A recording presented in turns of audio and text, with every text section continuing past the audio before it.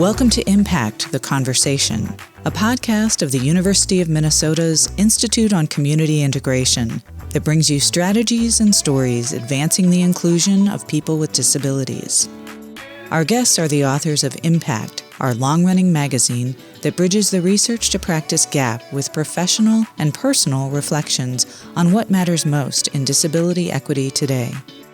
I'm your host, Janet Stewart.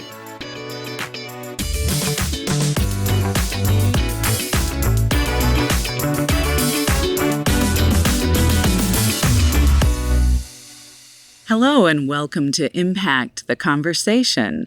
I'm here today with TJ Gordon from the University of Illinois at Chicago. TJ, it's great to have you here. It's a pleasure to be here as well, Janet. Can you just tell me a little bit about who you are? I'm currently a research associate at the Institute on Disability and Human Development at the University of Illinois at Chicago, or UIC. What I do as a research associate, I usually assist in projects and research related to disability, especially bringing in participants of color. I also sometimes help with creating presentations and webinars about the intersections of disability and race, as well as we have also done a lot of educational work on promoting awareness of COVID-19 and COVID-19 vaccination. That's awesome. And so can we describe a little bit about this building? We're sitting here in a room that looks like it used to be a hospital room. Did this used to be the UIC Medical Center? Actually, yes, it's still a medical center, but in particular, this building that we're in right now used to be a hospital for patients with mental health conditions. So that it used to be an institution, and it's ironic that we have office space at a former institution. Exactly. That's what I was getting to. Like, how do you feel about that? Is it kind of a good feeling to be doing some good work on this after with what you know about our history with institutions? Oh yeah, it's kind of a mixed feeling because, of course, we get to see the history of what people like myself went through more than likely 50 years ago or over. And I can still see like relics and vestiges of what happened, even with there's still showers in some places where it used to be showers, or the kitchenette even, or even the layout of the room that used to be actual hospital beds. So it's somber to be reminded of where people like myself came from, who have invisible disabilities, I like to call them. But at the same time, I am also honored to be working with the Institute on Disability Human Development, especially at a place that used to be an institution, but now we reclaiming it as a place where we want to get people out in the community. So it's interesting that we turn this into an advocacy center and research center to help people with disabilities be out and about and productive in the community as opposed to being locked up. Exactly.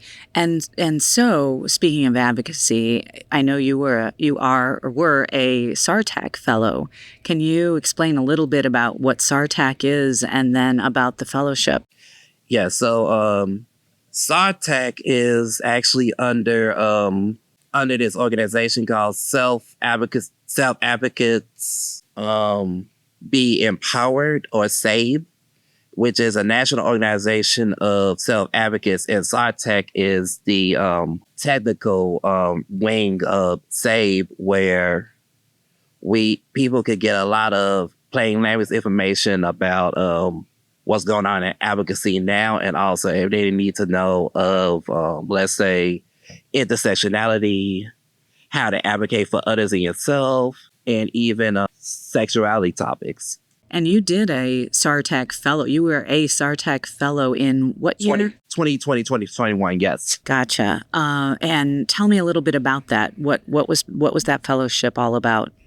So if you were a fellow, you work with someone within the nonprofit or organization you work with. And so at the time, I worked with Advance Your Youth Leadership Power, which is a racial justice group within Access Living. I worked with the organizer of that group, Candace Coleman, on the Disabled I Am project. And how did Disabled I Am even start? Who was that a project Candace started, or? I would say the project that we started alongside with Candace, it started out with the work we were already doing about addressing the police brutality among people with disabilities of color, especially. We addressing how in the media we hear about the violence, we get to hear about the families, we get to definitely witness the race of most of the victims affected by police violence, but we never get to hear their story about the disability, especially in some reports like the Ruderman report. 1/3 to a half of police violence stories in the news involves people with disabilities, and I'm not surprised the number is higher along people of color. I'm not surprised. So when did Disabled I Am begin? Was there a certain case of injustice that really spurred it, or when did it get started? I want to say we got started in 2019, 2020, but I think is in conjunction of responding to the police violence. We also wanted to answer the questions of who really knows about disability in our communities? And how do people define disability, knowing that just like disability within itself is a spectrum, so as disability identity.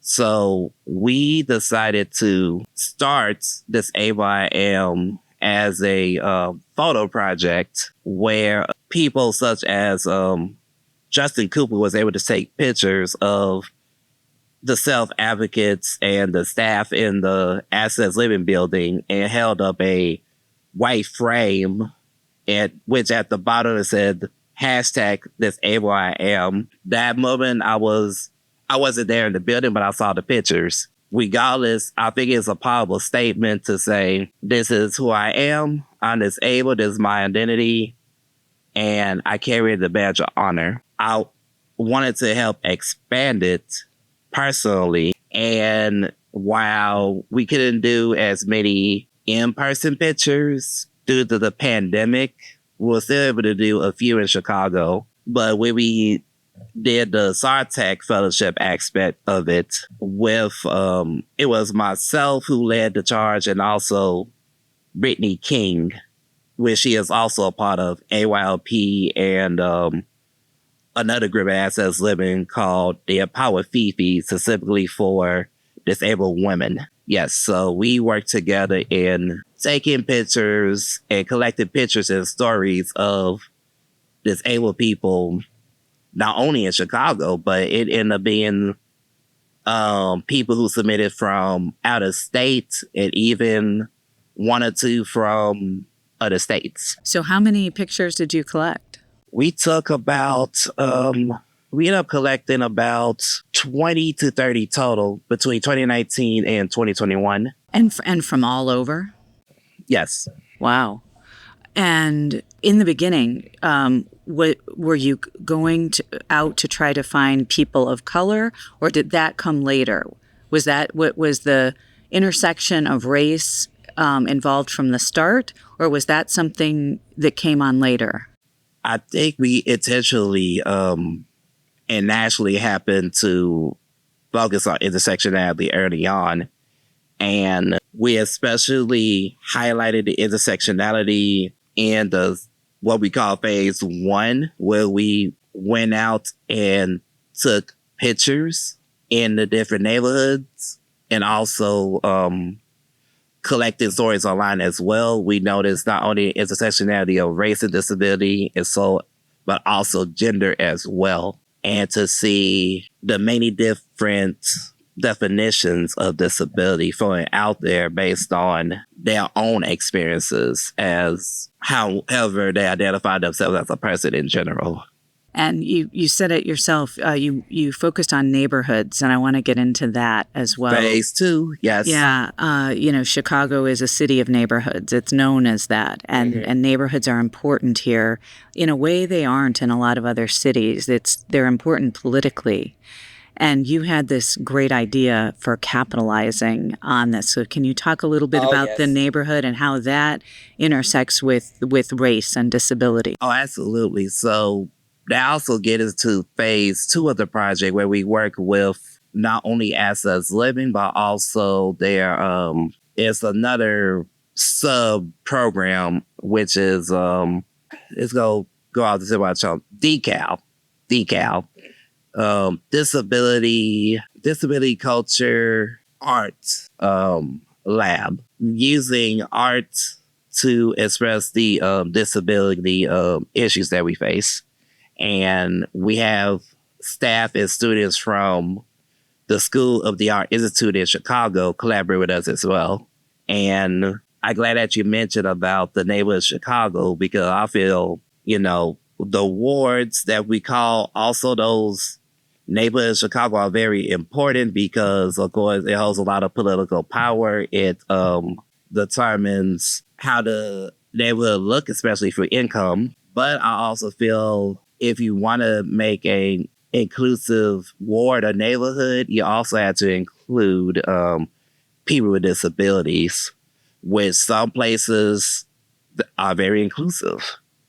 And others, either they don't think about it or they see disability as a thing they don't want to talk about, which reflects the accessibility and inclusion in each area. And I liked how we created a story map where not only you get to highlight the things that disabled people do in the neighborhoods, but also it gives community stakeholders the chance to connect with them to address anything disability related in the neighborhoods. So what did you actually do with the students from the Art Institute? What was the collaboration there? What did you make? When you say a story map, what is that? Yes, there was an actual story map. So let's take similar to geocaching or something, where you're basically attaching a object to a map. In our case, we attached the profile and stories of people who submitted the photos information to the neighborhoods they're in. And then from there, people could find, let's say, if they want to learn more about disability topics in, let's say, the South Shore area, they could look at, there's somebody with a disability I could reach out to. And that will also mean either there'll be more disabled people that will come out as able to discuss issues or just connect, or there'll be also a time for aldermen and our mayor to also connect with the disability communities in each ward also, to ensure that each ward is not only accessible from the business and practical standpoint, but also inclusive as well to all parts of life in all parts of Chicago. That's fantastic. And so what kind of feedback have you gotten so far on all this? You have about a dozen stories up and mapped. Is that correct? Yes. And is it your hope that it then grows and other people will contribute stories, or how is that going to work? My personal hope is so more people see the map, more people will like to add to the map.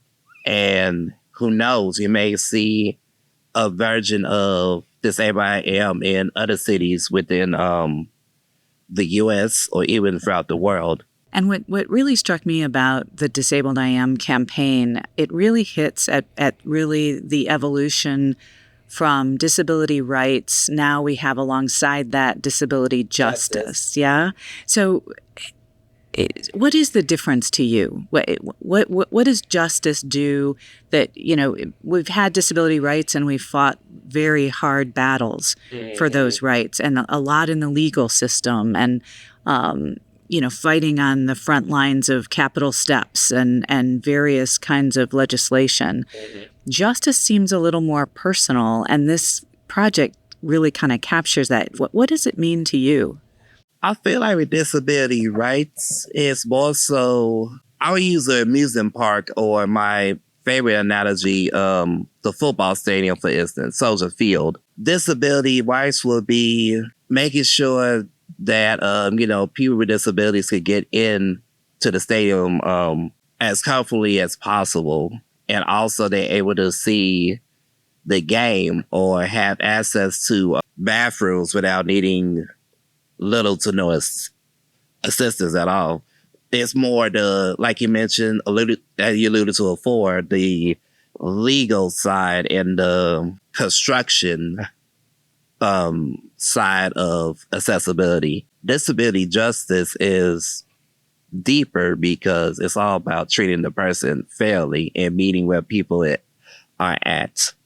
So I will also use the Soldier Field example. So if you want to talk about disability justice, it's not only getting me into Soldier Field to watch the game in a accessible manner, it's also making sure I feel right at home. I feel included. I feel a part of the Chicago Bears family as a fan. I feel disability justice is all about treating the person equitably and fairly, as opposed to just helping somebody get into the door, which is disability rights. Where does color and race come into it for you? Because you've probably faced discrimination as a person with an invisible disability. You've probably faced discrimination as a Black man. All the time. How do you even process that? Because you don't sort of say, oh, this little action was because I'm disabled. This little action was because I am Black. You don't separate that out, do you? I do not. It's double consciousness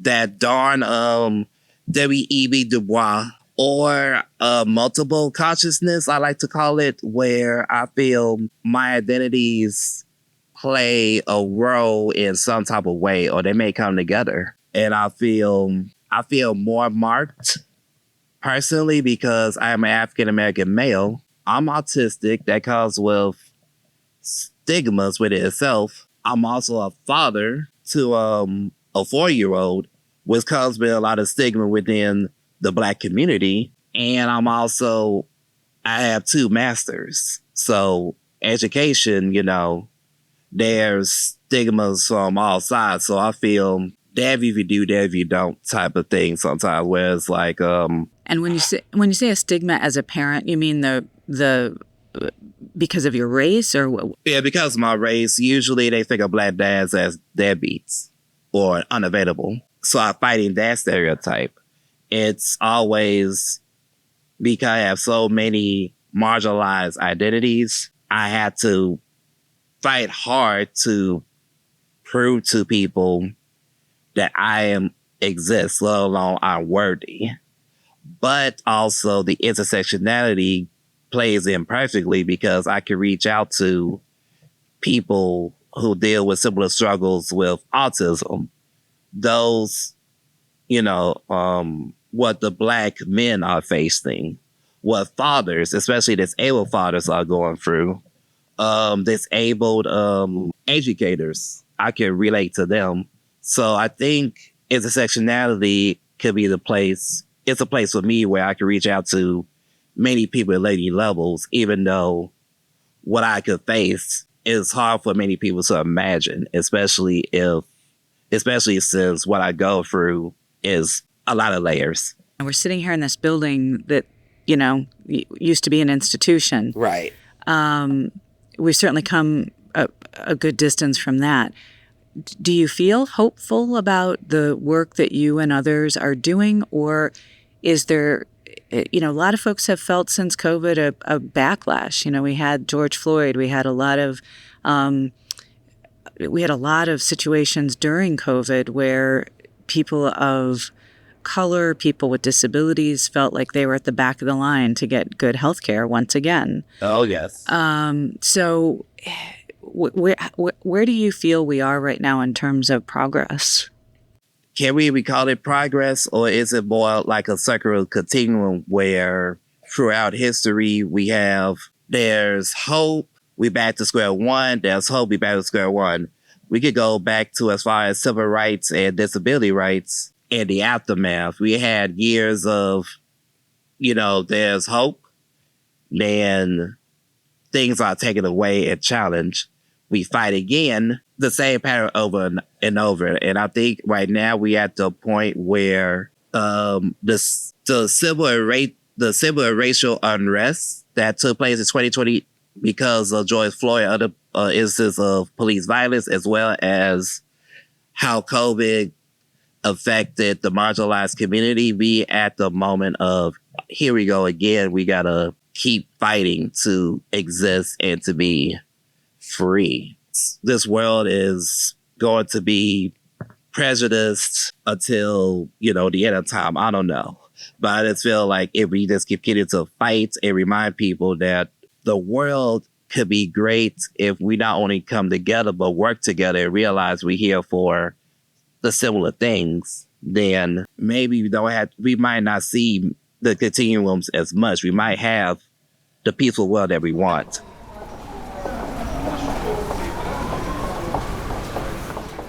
After visiting TJ in his office at UIC, we got a chance to get out to a couple of the neighborhoods where Disabled I Am participants live. We talked with them about the project and about other aspects of disability justice that play a role in their lives.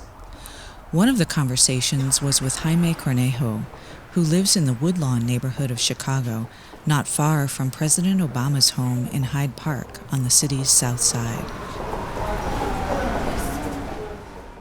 TJ, would you introduce me to Jay and tell me a little about how you two got to know each other? Sure. So, Jay, this is Jaime Cornejo, also known as Jay. We met through a mutual friend, and both of them worked at Access Living at the time, and I was volunteer 2015. So we advocated together on keeping special education open in Chicago public schools, and then it grown to advocating against police violence. So we went back to AYLP, which is Advance Your Leadership Power, and which is a cross-disability group of mainly people of color, but it also welcomes white disabled advocates, as long as you're part of the same, you want to be part of the same mission. And that didn't change until, I want to say, TJ, 2017, 2016, where we opened it up for adults, just adults, period. Originally, we were Advanced Youth Leadership Power, where the age range was from 16 to 30. So I was in my late 20s when I joined. But then the people who aged out want to continue with the advocacy. So we pretty much the same group, but our focus as Advance Your Leadership Power is the cross-disability racial justice component, where we not only focus on disability rights, but also because a lot of the stuff that we advocated for ties so much to race, it was appropriate to add the disability justice, in particular racial disability justice component, into our group. Why did that all come together, do you think? TJ and I were just talking about this, but for you, where does race and disability intersect for you? Really my whole life as a brown, kind of other South American, US born, I guess you could say straight. I'm straight, gender nonconforming. Now, I know I'm straight, but I know I've learned to be gender nonconforming and okay with that in terms of roles. But for me, the racial component, the ethnic and racial component, came into play when, I mean, just the fact that in spaces that I've been criticized for speaking a certain way or for being a brown kid that spoke only English until I was 9 years old, where I had to learn Spanish to survive, but not when I left Chicago.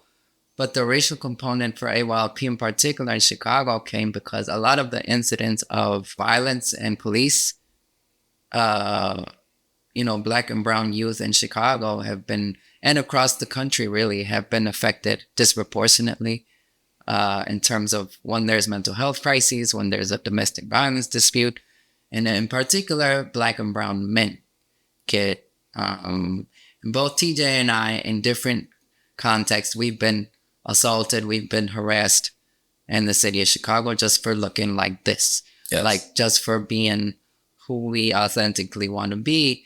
And nobody sees the education and the blood, sweat, and tears that we put into, just kind of this notion of the American dream, which is obviously not true. It's a nightmare. So the notion of I guess this whole idea around our kind of us becoming more of a educational youth rights students with disabilities in Chicago public schools kind of focus in AYLP from the racial justice component was the key turning point. TJ was telling me a little about the Disabled I Am, the frame project. And, yeah. Can you walk me through what that was about and how that felt to be part of it? It was fun, actually. It was pre and post pandemic. TJ and UIC have been really instrumental in partnering with the disability cause, and it started just highlighting stories, highlighting stories of real people, Black and brown folks, and some white people that were also a part of the campaign. It was just highlighting their stories and who they were, and kind of like summarizing who they were so people can get to know them. And I'd like to say I'm the grandfather of the group, or me and Curtis, but TJ here and a few other people are some more social media friendly. So he kind of used that platform to show us on Facebook and show us on Instagram. And although it is a vehicle that can help, I still feel like it's still mainstream.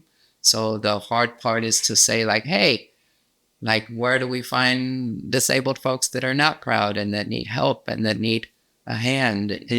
That's been a little hard since 2020. We have to accept the fact that there are disabled folks that want to go different routes. Some people want to be business people. Some people want to be activists. Some people want to be advocates. And some people just want to live in peace. And that doesn't necessarily make them like myself or like TJ out in the front lines, and by the front lines, I don't mean you have to be picketing or protesting every day, but writing, hosting events like both of us have done, doing artistic events, doing art therapy, being a part of those groups. That's the activism that a lot of people don't see. And they think that activism is kind of this straight, non-disabled, like you gotta get a rock thrown in your face to be.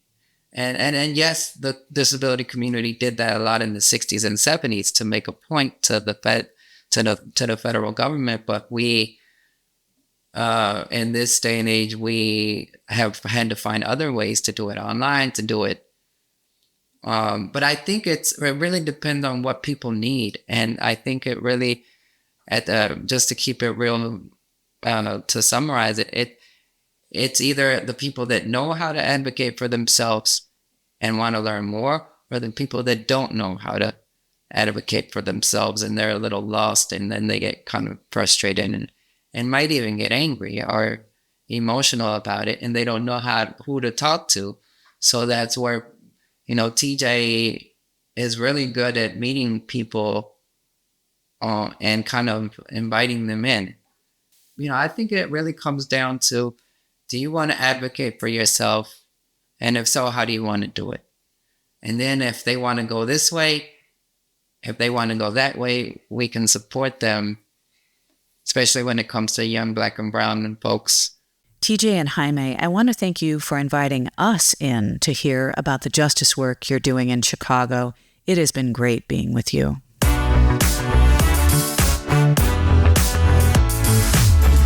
Thanks for joining the conversation. If you'd like to reproduce all or part of this podcast, please email icipub@umn.edu.